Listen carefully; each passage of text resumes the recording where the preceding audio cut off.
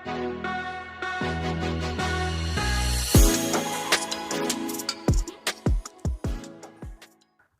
जी, स्वागत किया जाता जी तुहाडे अपने चैनल हाईफाई एग्जाम स्टडी दे विच। मैं हां अंदर।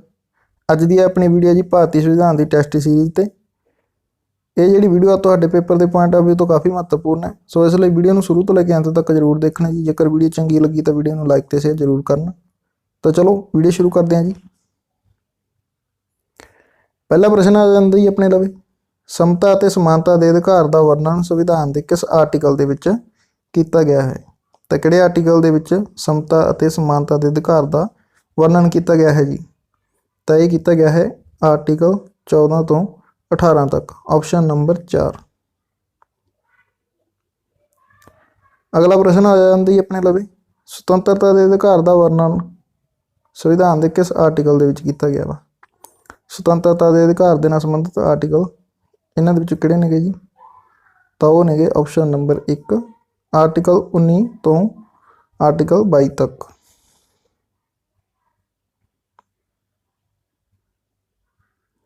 अगला प्रश्न आ जाता जी अपने लवे, शोषण के विरुद्ध अधिकार का वर्णन संविधान के किस आर्टिकल के विच कीता गया है। हुण गल करते हैं शोषण के विरुद्ध के अधिकार की। तो ये लिए किहड़े आर्टिकल नेगे जी। तो ये लिए आर्टिकल ने आर्टिकल 23 ते 24, ऑप्शन नंबर 3। अगला प्रश्न आ जाता जी अपने लवे, धार्मिक सुतंत्रता के अधिकार का वर्णन संविधान के किस आर्टिकल के विच कीता गया वा। धार्मिक सुतंत्रता के अधिकार का। तो धार्मिक सुतंत्रता के नाल संबंधित आर्टिकल किहड़े नेगे जी। तो वो ने आर्टिकल 25 तो आर्टिकल 28 तक, ऑप्शन नंबर 2।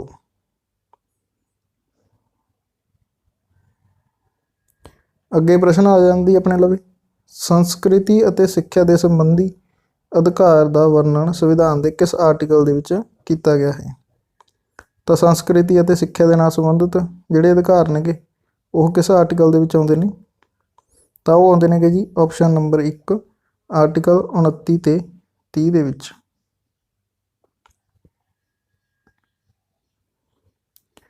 अगे प्रश्न आ जाता अपने लवे, शांतिपूर्वक बिना हथियारों के इकट्ठे होना अते सभा करन की सुतंत्रता का वर्णन संविधान के किस आर्टिकल के विच दिता गया है। शांतिपूर्वक बिना हथियारों के इकट्ठे होना अते सभा करन की सुतंत्रता। तो ये नाल संबंधित आर्टिकल किहड़ा जी। तो ये नाल संबंधित आर्टिकल है जी आर्टिकल 19(2), ऑप्शन नंबर 3।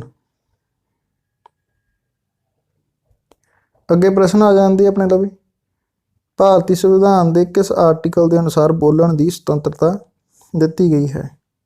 तो किस आर्टिकल के अनुसार बोलण की सुतंत्रता दी गई है जी। तो बोलण की सुतंत्रता दी गई है आर्टिकल 19(a) दे नाल, जां 19(1) भी कह सकते हैं। अगे प्रश्न आ जाती अपने लवे, भारतीय संविधान के किस आर्टिकल के विच प्रैस की सुतंत्रता का वर्णन मिलता है। तो प्रैस की सुतंत्रता का वर्णन मिलता जी आर्टिकल 19(a) दे विच, ऑप्शन नंबर 1। ये ही प्रैस की सुतंत्रता आ जाती है तो ये ही बोलण की सुतंत्रता भी आ जाती है। अगला प्रश्न आ जाती अपने लवे, भारतीय संविधान के किस आर्टिकल के विच देश के किसी भी खेत्र में घूमण फिरन की सुतंत्रता का उल्लेख दिता गया है।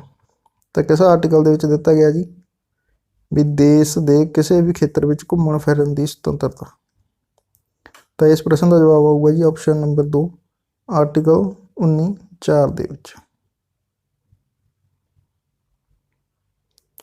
अगे प्रश्न आ जाती अपने लवे, संविधानिक उपचारां का अधिकार किस आर्टिकल अंदर आउंदा है। ये प्रश्न सौखा ही है, सबनों पता होना जी आर्टिकल 32 दे विच आउंदा।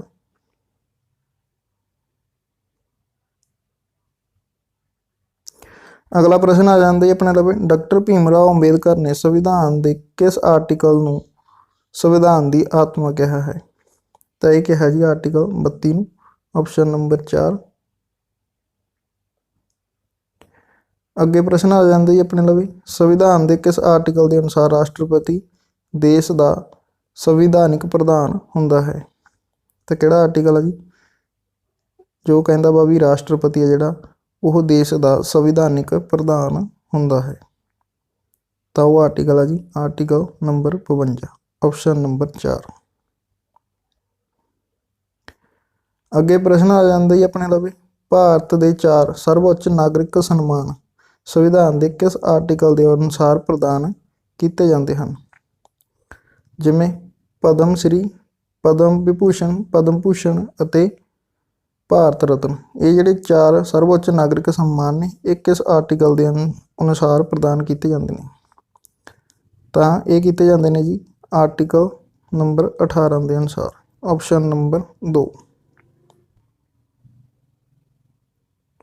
ਅਗਲਾ ਪ੍ਰਸ਼ਨ ਆ ਜਾਂਦਾ ਜੀ ਆਪਣੇ ਲਵੇ, ਛੂਆ-ਛੂਤ ਦੇ ਨਾਲ ਸੰਬੰਧਿਤ ਆਰਟੀਕਲ ਕਿਹੜਾ ਹੈ? ਤਾਂ ਛੂਆ-ਛੂਤ ਦੇ ਨਾਲ ਸੰਬੰਧਿਤ ਆਰਟੀਕਲ ਆ ਜੀ ਆਰਟੀਕਲ 17। ਅੱਗੇ ਪ੍ਰਸ਼ਨ ਆ ਜਾਂਦਾ ਜੀ ਆਪਣੇ ਲਵੇ, ਭਾਰਤ ਦਾ ਕੋਈ ਵੀ ਨਾਗਰਿਕ ਕਿਸੇ ਹੋਰ ਦੇਸ਼ ਤੋਂ ਬਿਨਾਂ ਰਾਸ਼ਟਰਪਤੀ ਦੀ ਆਗਿਆ ਕੋਈ ਵੀ ਉਪਾਧੀ ਸਵੀਕਾਰ ਨਹੀਂ ਕਰ ਸਕਦਾ। ਇਹ ਗੱਲ ਕਿਸ ਆਰਟੀਕਲ ਦੇ ਵਿੱਚ ਕਹੀ ਗਈ ਹੈ? ਤਾਂ ਕਿਹੜੇ ਆਰਟੀਕਲ ਦੇ ਵਿੱਚ ਕਿਹਾ ਗਿਆ ਜੀ ਵੀ ਭਾਰਤ ਦਾ ਕੋਈ ਵੀ ਨਾਗਰਿਕ ਹੋਰ ਦੇਸ਼ ਤੋਂ ਬਿਨਾਂ ਰਾਸ਼ਟਰਪਤੀ ਦੀ ਆਗਿਆ ਕੋਈ ਵੀ ਉਪਾਧੀ ਸਵੀਕਾਰ ਨਹੀਂ ਕਰ ਸਕਦਾ। ਤਾਂ ਇਹ ਗੱਲ ਕਹੀ ਗਈ ਹੈ ਜੀ ਆਰਟੀਕਲ 18 ਦੇ ਵਿੱਚ। ਅੱਗੇ ਪ੍ਰਸ਼ਨ ਆ ਜੀ ਆਪਣੇ ਲਵੇ, ਧਰਮ, ਮੂਲ ਵੰਸ਼, ਜਾਤੀ, ਲਿੰਗ ਅਤੇ ਜਨਮ ਸਥਾਨ ਆਦਿ ਦੇ ਆਧਾਰ 'ਤੇ ਨਾਗਰਿਕ ਦੇ ਨਾਲ ਜੀਵਨ ਦੇ ਕਿਸੇ ਵੀ ਖੇਤਰ ਦੇ ਵਿੱਚ ਭੇਦਭਾਵ ਨਹੀਂ ਕੀਤਾ ਜਾ ਸਕਦਾ। ਇਹ ਗੱਲ ਕਿਸ ਆਰਟੀਕਲ ਦੇ ਵਿੱਚ ਕਹੀ ਗਈ ਹੈ? ਤਾਂ ਇਹ ਗੱਲ ਕਿਹੜੇ ਆਰਟੀਕਲ ਦੇ ਵਿੱਚ ਕਹੀ ਗਈ ਹੈ ਜੀ ਵੀ ਧਰਮ, ਮੂਲ ਵੰਸ਼, ਜਾਤੀ, ਲਿੰਗ ਅਤੇ ਜਨਮ ਸਥਾਨ ਇਹਨਾਂ ਦੇ ਆਧਾਰ 'ਤੇ ਨਾਗਰਿਕ ਦੇ ਨਾਲ ਜੀਵਨ ਦੇ ਕਿਸੇ ਵੀ ਖੇਤਰ ਦੇ ਵਿੱਚ ਕੋਈ ਭੇਦਭਾਵ ਨਹੀਂ ਕੀਤਾ ਜਾ ਸਕਦਾ। ਤਾਂ ਇਹ ਕਿਹਾ ਗਿਆ ਜੀ ਆਰਟੀਕਲ 15 ਦੇ ਵਿੱਚ, ਆਪਸ਼ਨ ਨੰਬਰ 2। ਅਗਲਾ ਪ੍ਰਸ਼ਨ ਆ ਜਾਂਦੀ ਆਪਣੇ ਲਵੇ, 6 ਤੋਂ 14 ਸਾਲ ਤੱਕ ਦੀ ਉਮਰ ਦੇ ਬੱਚਿਆਂ ਨੂੰ ਮੁਫਤ ਤੇ ਲਾਜ਼ਮੀ ਸਿੱਖਿਆ ਦੇਣ ਦਾ ਵਰਣਨ ਸੰਵਿਧਾਨ ਦੇ ਕਿਸ ਆਰਟੀਕਲ ਦੇ ਵਿੱਚ ਕੀਤਾ ਗਿਆ ਹੈ? ਕਿਹੜੇ ਆਰਟੀਕਲ ਦੇ ਵਿੱਚ ਕਿਹਾ ਗਿਆ ਜੀ 6 ਤੋਂ 14 ਸਾਲ ਦੇ ਬੱਚਿਆਂ ਨੂੰ ਮੁਫਤ ਤੇ ਲਾਜ਼ਮੀ ਸਿੱਖਿਆ ਦੇਣਾ? ਤਾਂ ਇਹ ਕਿਹਾ ਗਿਆ ਜੀ ਆਰਟੀਕਲ 21A ਦੇ ਵਿੱਚ, ਆਪਸ਼ਨ ਨੰਬਰ 3। ਅਗਲਾ ਪ੍ਰਸ਼ਨ ਆ ਜਾਂਦੀ ਆਪਣੇ ਲਵੇ, ਕਿਸ ਕਮੇਟੀ ਦੀ ਸਿਫਾਰਿਸ਼ ਤੇ 42ਵੇਂ ਸੰਵਿਧਾਨ ਸੰਸ਼ੋਧਨ 1970 ਦੁਆਰਾ ਮੌਲਿਕ ਕਰਤੱਵਾਂ ਨੂੰ ਭਾਰਤੀ ਸੰਵਿਧਾਨ ਦੇ ਵਿੱਚ ਜੋੜਿਆ ਗਿਆ? ਤਾਂ ਮੌਲਿਕ ਕਰਤੱਵ ਨੇ ਜਿਹੜੇ ਇਹ ਕਿਸ ਕਮੇਟੀ ਦੀ ਸਿਫਾਰਿਸ਼ ਤੇ ਸੰਵਿਧਾਨ ਦੇ ਵਿੱਚ ਜੋੜੇ ਗਏ? ਤਾਂ ਇਹ ਜੋੜੇ ਗਏ ਜੀ ਸਰਦਾਰ ਸਵਰਨ ਸਿੰਘ ਕਮੇਟੀ ਦੀ ਸਿਫਾਰਿਸ਼ ਤੇ। ਅੱਗੇ ਪ੍ਰਸ਼ਨ ਆ ਜਾਂਦੀ ਆਪਣੇ ਲਵੇ, ਭਾਰਤੀ ਸੰਵਿਧਾਨ ਦੇ ਵਿੱਚ ਮੌਲਿਕ ਕਰਤੱਵਾਂ ਦੀ ਸੰਖਿਆ ਕਿੰਨੀ ਹੈ? ਤਾਂ ਉਹ ਹੈ ਜੀ 11।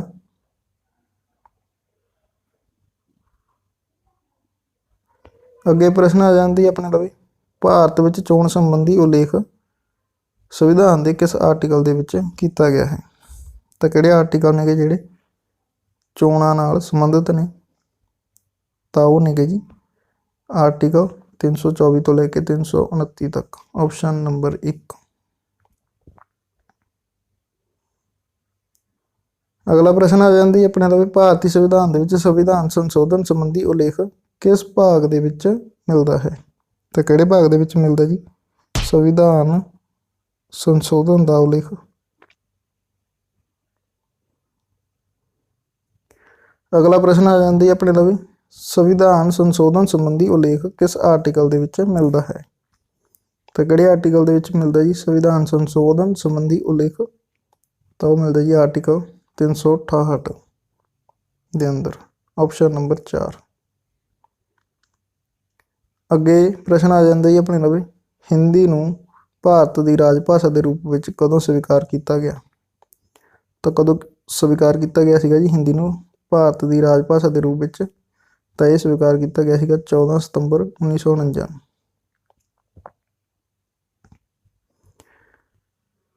ਅਗਲਾ ਪ੍ਰਸ਼ਨ ਆ ਜਾਂਦੀ ਆਪਣੇ ਲਵੇ, ਭਾਰਤੀ ਸੰਵਿਧਾਨ ਦੇ ਕਿਸ ਆਰਟੀਕਲ ਦੇ ਵਿੱਚ ਰਾਜ ਭਾਸ਼ਾ ਦੇ ਸੰਬੰਧੀ ਵਿਵਸਥਾ ਕੀਤੀ ਗਈ ਹੈ? ਤਾਂ ਕਿਹੜੇ ਆਰਟੀਕਲ ਦੇ ਵਿੱਚ ਕੀਤੀ ਗਈ ਜੀ ਰਾਜ ਭਾਸ਼ਾ ਦੇ ਸੰਬੰਧੀ ਵਿਵਸਥਾ? ਤਾਂ ਇਹ ਕੀਤੀ ਗਈ ਹੈ ਆਰਟੀਕਲ 343 ਤੋਂ ਲੈ ਕੇ 351 ਤੱਕ। 343 ਤੋਂ ਲੈ ਕੇ 351 ਤੱਕ ਜਿਹੜੇ ਇਹ ਆਰਟੀਕਲ ਨੇਗੇ ਰਾਜ ਭਾਸ਼ਾ ਦੇ ਨਾਲ ਸੰਬੰਧਿਤ ਹਨ। ਅਗਲਾ ਤੇ ਲਾਸਟ ਪ੍ਰਸ਼ਨ ਆ ਜਾਂਦਾ ਜੀ ਆਪਣੇ ਲਵੇ, ਕਿਸ ਆਰਟੀਕਲ ਦੇ ਅਨੁਸਾਰ ਹਿੰਦੀ ਭਾਰਤ ਦੀ ਰਾਜ ਭਾਸ਼ਾ ਹੈ? ਤਾਂ ਹਿੰਦੀ ਭਾਰਤ ਦੀ ਰਾਜ ਭਾਸ਼ਾ ਹੈ, ਇਸ ਦੇ ਨਾਲ ਸੰਬੰਧਿਤ ਆਰਟੀਕਲ ਕਿਹੜਾ ਹੈ ਜੀ? ਤਾਂ ਉਹ ਹੈ ਆਪਸ਼ਨ ਨੰਬਰ 3 ਆਰਟੀਕਲ 343 ਏ। 343 ਏ ਆਰਟੀਕਲ ਆ ਜੋ ਹਿੰਦੀ ਨੂੰ ਭਾਰਤ ਦੀ ਰਾਜ ਭਾਸ਼ਾ ਬਣਾਉਂਦਾ ਹੈ। ਇਹ ਸੀਗੀ ਜੀ ਅੱਜ ਦੀ ਆਪਣੀ ਵੀਡੀਓ। ਉਮੀਦ ਕਰਦਾ ਤੁਹਾਨੂੰ ਵੀਡੀਓ ਵਧੀਆ ਲੱਗੀ ਹੋਣੀ ਹੈ। ਜੇਕਰ ਵੀਡੀਓ ਵਧੀਆ ਲੱਗੀ ਤਾਂ ਵੀਡੀਓ ਨੂੰ ਲਾਈਕ ਤੇ ਸ਼ੇਅਰ ਜ਼ਰੂਰ ਕਰਨਾ ਅਤੇ ਇਸੇ ਤਰ੍ਹਾਂ ਦੀਆਂ ਹੋਰ ਐਜੂਕੇਸ਼ਨਲ ਵੀਡੀਓ ਦੇਖਣ ਦੇ ਲਈ ਤੇ ਸਾਡੇ channel hi fi exam study ਨੂੰ ਸਬਸਕ੍ਰਾਈਬ ਕਰਨਾ। ਧੰਨਵਾਦ ਜੀ।